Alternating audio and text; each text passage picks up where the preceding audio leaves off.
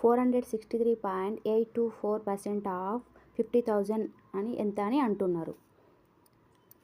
ఇప్పుడు 8 ఇంటూ 5 ఎంత వచ్చుద్ది? 40 వచ్చుద్ది.